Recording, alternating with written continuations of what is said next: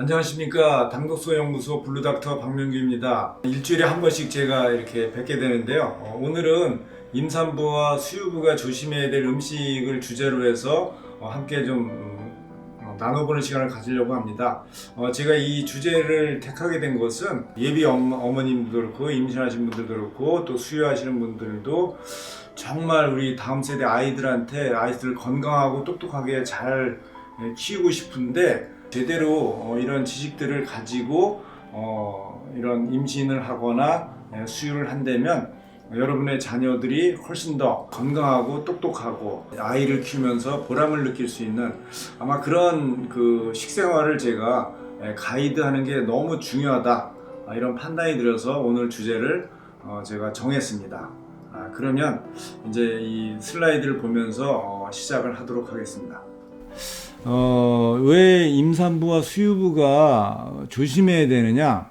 사실은 이 당독소 때문에 그런 거예요. 당독소. 사실은 많은 분들이 당독소에 대해서 전혀 모르죠. 근데 이 당독소가 우리 몸에 어떤 영향을 미치는지는 뭐 더더욱 모르실 수밖에 없죠.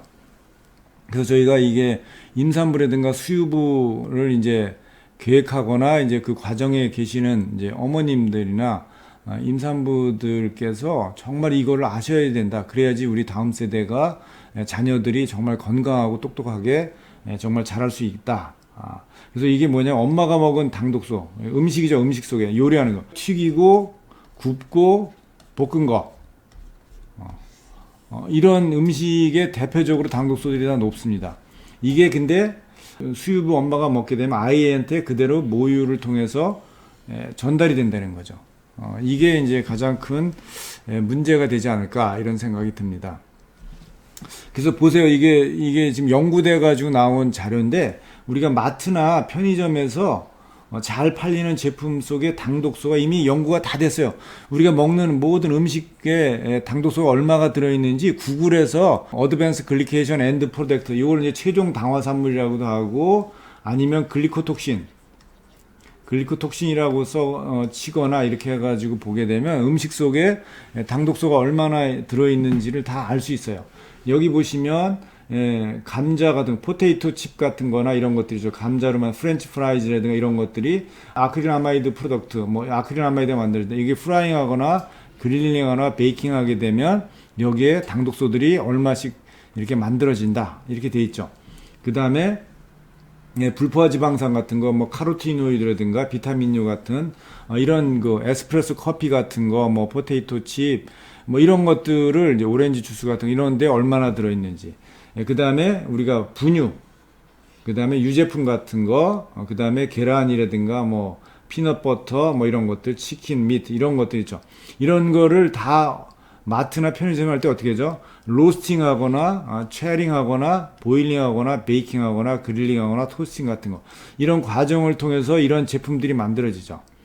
초콜릿 스프링클러라든가 밀크 초콜릿이든가 이런 것들이 다 당독소들이 얼마인지 이제 보여줄 수 있죠. 그다음 우리가 좋아하는 스펀지 케이크 같은 거, 여기도 포테이토, 해산물에도 그렇고 이런 것들이 얼마나 들어있는지.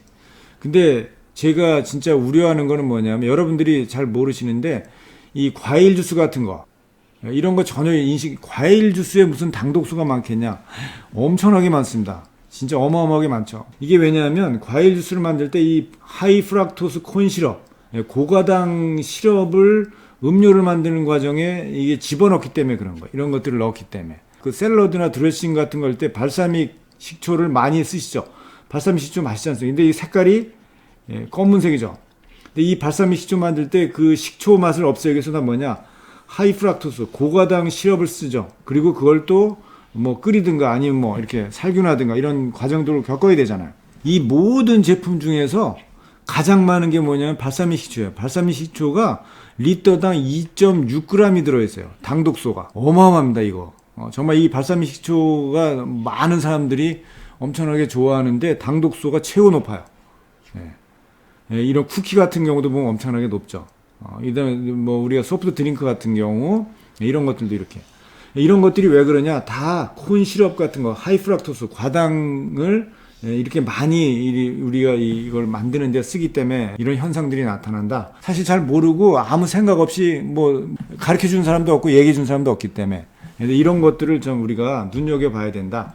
모유에는 평균 한 6.67 정도의 당독소가 들어있다면 인펀트 포뮬라 분유 속에는 486 평균 70배 정도 당독소가 높아요. 이게 평균이고요. 많은 경우는 400배까지 높습니다. 400배까지. 이렇게 높다는 거. 그 다음에 이런 햄버거 같은 경우도 보면 엄청 높죠. 이게 뭐 프라이드 치킨 같은 거, 뭐 여러 가지 있죠. 뭐 연어, 우리가 프라이드 한 연어라든가 뭐 이런 것들. 당독소들이 다 높죠. 그 다음에 여기서 가장 높은 게 누구냐? 사실 여기서 또 보면 재밌어요. 파마산 치즈가 이 전체에서 가장 높은 게 누구냐? 파마산 치즈. 전혀 생각을 못했던 내용들이죠. 이 파마산 치즈 어디에 많이 쓰죠? 피자 같은 거 만들 때 이게 이런 것들 때 많이 쓰죠. 프라이를 했느냐, 계란을 프라이하게 되면 이것도 상당히 많이 늘어나고요. 이런 것들이 우리가 사실은 잘 이렇게 일상에서 요리에서 이런 것들이 많이 만들어질 거라고 생각을 못 하는 거죠. 근데 이런 거를 뭐 하루 당장 먹는다고 우리 몸이 어떻게 문제되거나 그렇지 않죠. 이게 천천히 우리 몸에서 서서히 좀 먼지 쌓이듯이 계속 우리 몸에 쌓입니다, 이게. 쌓여가지고 일정 레벨 이상 쌓이게 되면 그때부터 우리 몸을 이제 망가뜨리고 이제 심각하게 이제 어렵게 만들게 된다, 이렇게 보시면 되죠. 그래서 여기 보면 산모가 이런 아까 튀기고 굽고 볶은 음식을 먹으면 이게 결국에는 태중의 아이한테도 가게 되고 이 아이한테 쌓이는데, 이게 보면 엄마가 먹은 음식 속에 있는 당독소 양이, 엄마의 음식 속에 있는 당독소의 양이 태중에 있는 아기의 새로 태어난 아기의 혈중의 농도가 비례해요. 엄마가 당독소가 높으면 높을수록 아이의 혈중의 농도도 비례하더라, 이런 얘기죠. 그래서 이게 실제 동물 실험을 했어요. 어미쥐하고 새끼쥐한테 이게 실제 동물 실험을 해봤어요. 동물 실험을 했더니 수유 중인 어미쥐한테 당독소를 일부러 먹였어요.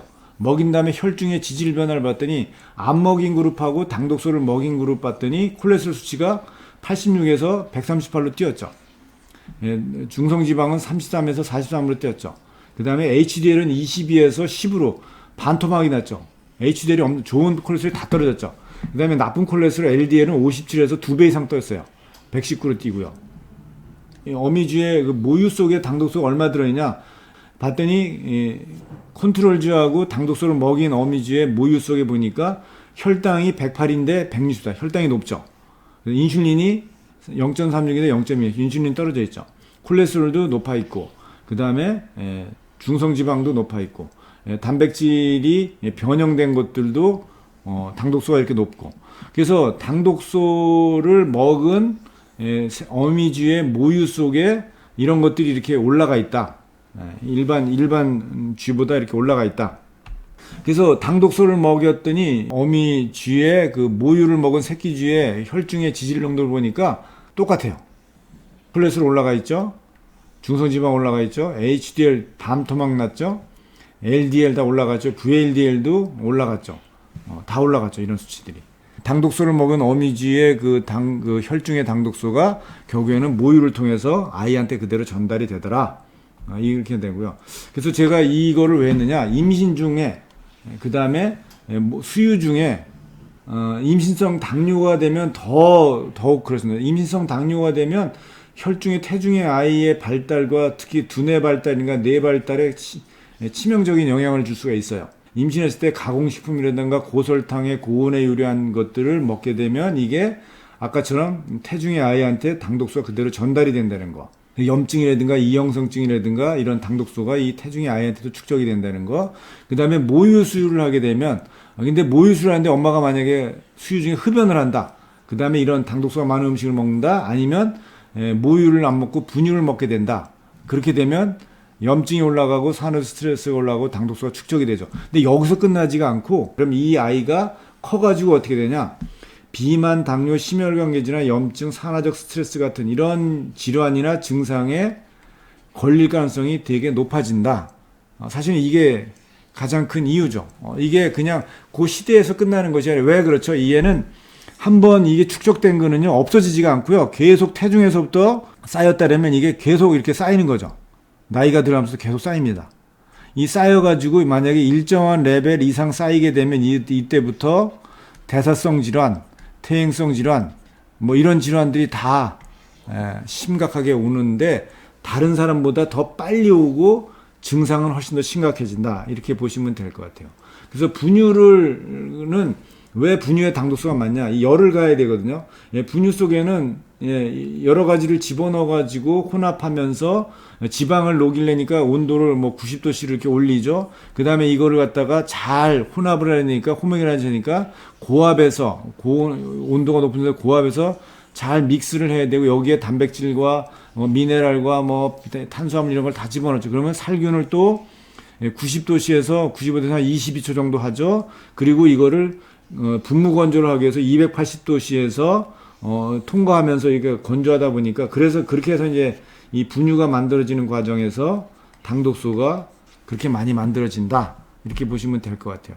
그래서 이렇게 분유를 통해서 먹은 아이가, 이 아이가 이제 당독소가 넘어간다. 그래서 실제 모유 수유한 아이하고 분유 중에서도 당독소가 높은 분유를 먹은 아이가 하루에 먹는 당독소의 양이 얼마가 차이 나느냐 보실래요?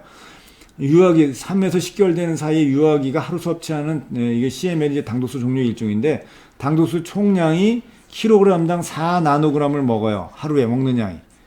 엄마가 잘 그 음식을 갖다가 잘 조정해서 먹었을 경우, 당독소가 높은 분유를 먹은 아이는 하루에 먹는 총량이 얼마냐? 1300에서 1500이에요. 그러면 이게 대략 몇 배 되죠? 300에서 350배 가까이 되죠. 하루에 먹는 양을 이렇게 많이 먹는 거예요. 그러니까 당독소가 많이 들어있는 이런 분유는, 이 아이는 태어나서 무슨 죄가 있어요? 모유를 먹을 수 없는 그런 환경에 노출된 거 이외에는 없죠. 이 아이는 분유 이외에는 먹는 대안이 없죠. 그러니까 이 아이는 그냥 여기에 그냥 무방비적으로 노출이 되는 거죠. 하루에 이거를 300배씩 먹는 거를 만약에 6개월 동안을 먹었다. 어마어마한 양이 차이가 나는 거죠. 그러니까 이 분유 먹은 아이들이 알러지나 아토피라든가 피부 질환이든가 면역 질환들이 약한 게 나타날 수밖에 없다. 그렇게 보시면 되죠. 대전에 있는 그 아토피 전문병원 피부과에서 당독소 양을 측정해 봤더니 모유 수유한 아이하고 분유를 수유한 아이하고 근본적으로 당독소 레벨이 차이가 나더라. 이 정도로 당독소가 많이 분유 속에 들어있기 때문에 이것이 몸에 축적된 걸로 이렇게 검증이 된 거죠. 그래서 체내에, 근데 뭐 당독소는 음식을 통해서만 들어가는 것이 아니라, 우리는 이제 음식을 통해서만 이제 들어간다고 되어 있는데, 음식을 통해서만 들어가는 게 우리 몸 안에서도 만들어져요. 몸 안에서도 만들어지는데, 우리 몸에서 만들어지는 당독소의 가장 그 원인을 주는 게 누구냐? 과당이에요, 과당. 그래서 제가 앞에서도 과당이 이게 문제라 그랬죠. 하이 프락토스 콘 시럽 같은 거, 이런 과당들이 과자라든가 이런 스낵이든가 이런 음료라든가 이런 데 많이 들어가 있죠. 사람이 가장 좋아하는 단맛이 과당이거든요, 포도당보다. 이 과당이 당독소의 가장 큰 핵심이다. 이렇게 보시면 돼요. 과당은 포도당보다 당독소를 10배 이상 많이 만듭니다. 과당이 많이 들어있는 10개 그 높은 순서들은 뭐냐면, 과일 주스, 그 다음에 소프트 드링크, 그 다음에 말린 과일, 그 다음에 뭐죠? 배 같은 거, 그 다음에 꿀, 그 다음에 요구르트, 그 다음에 애플파이, 버거킹, 그 다음에 소스, 파스타 소스 같은 거, 그 다음에 샐러드, 프렌치 뭐 이런 거, 소스. 여기 뭐, 아까 얘기했던 게 뭐였죠? 발사믹 같은 거. 이런 것들이 과당이 엄청나게 많이 들어있는 이런 음식, 이런 음식들을 즐겨 먹게 되면 어떻게 되냐? 당독소가 우리 몸 안에서도 만들어지고 또 소화되는 과정에서 만들어지고. 과당은 진짜 우리 몸에 별로 이렇게 도움이 안 되는 당이다. 그 생강 비스켓이라든가 사과 주스를 먹었는데 위에서 소장에서 전환되는 율을 보니까 MGH라는 특정한 당독소는요, 위에서는 23이었는데 소장에서는 296으로 늘어나요. 거의 10배 이상 늘어나죠. 이게 소화되는 과정에서도 균에 의해서도 장내 이제 균들을 만들고 이런 소화되는 과정에서 화학적 반응이 일어나 가지고도 이런 것들이 만들어지고, 이거의 가장 그 원흉이 뭐냐? 다 과당이 그 핵심 원인이다. 이렇게 보시면 될 것 같아요. 그럼 어떻게 하면 될까요? 이런 것들에 대해서 저희가 한국식품연구원에서 당독소를 분해하는 유산균을 개발을 했어요. 그래서 첫 번째 하는 게 뭐냐, 음식 조리법부터 바꾸셔야 돼요. 튀기고 굽고 볶는 음식은 최소화하고 과당이 들어있는 음식도 최소화하고 저온 요리법을 개발을 하셔야 돼요. 그래서 찌거나 데치거나 샐러드나 샤브샤브 형태로 드시는 것이 가장 베스트입니다. 이것들이 예방하는 데 있어서 가장 좋은 방법이고요. 그 다음에 당독소 제거 솔루션을 선택하세요. 당독소 분해 유산균 같은 거, 이런 것들은 음식 속에 만들어지는 분해 당독소를 갖다가 소화되는 과정에서 장에서 이 당독소를 다 분해시켜 가지고 없애버린다는 거죠. 그 한국식품연구원에서 개발한 거 보면 당독소를 일반 유산균들은 분해를 못 하는데 아주 이렇게 효과적으로 분해하는 유산균들을 찾은 거예요. 근데 이게 시중에 나와 있는 유산균들을 가지고 시중에 판매되는 유산균들 보니까 당독소 분해 능력이 하나도 없어요. 그래서 한국식품연구원에서 개발한 이 특수한 이 유산균이 당독소를 아주 탁월하게 분해하더라. 그래서 실제 임상을 해봤더니 혈중의 당독소가 이렇게 높은데 여기다 유산균을 먹였죠. 유산균을 26일 동안 복용을 했더니 26일에 측정해봤더니 당독소가 제로예요. 제로. 거의 제로죠. 당독소를 거의 완벽하게 분해시켜서 흡수되는 것을 막아주더라. 그러니까 유산균을 안 먹었을 때는 이렇게 당독소가 높았는데 유산균을 먹고 났더니 당독소가 다 이렇게 거의 베이스라인으로 다 떨어지더라. 그래서 앞에서 이제 설명드렸지만 임산부나 수유부는 이거를 누구보다 더 이런 부분에서 유의하셔야 되고 조심하셔야 된다. 그래서 이런 것들을 잘 이해하시고 식생활에서 정말 여러분의 자녀들이나 이제 태중에 있는 아이들을 정말 내가 건강하고 똘똘하게 키우고 싶다. 그렇게 되면 앞에서 말씀드린 것들을 꼭 참고를 하셔가지고 건강하게 아이를 태어나게 하고 또 키웠으면 좋겠습니다. 오늘은 여기까지 하겠습니다. 감사합니다.